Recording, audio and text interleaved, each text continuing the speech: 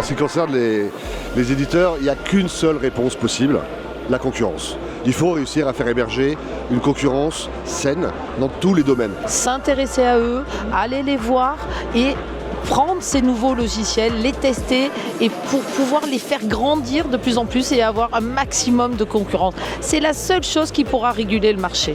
Mais au-delà de se dire qu'on est dépendant, c'est aussi qu'ils sont utiles pour nous. Ils nous permettent de progresser.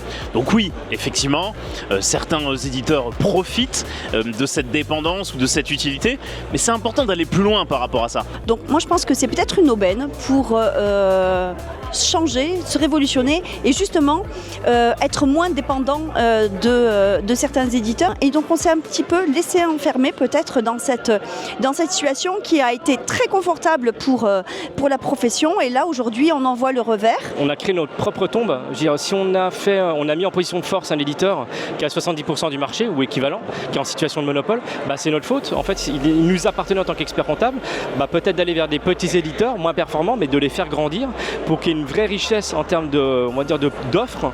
C'est ce qui a été dit par notre présidente lors de l'Assemblée générale.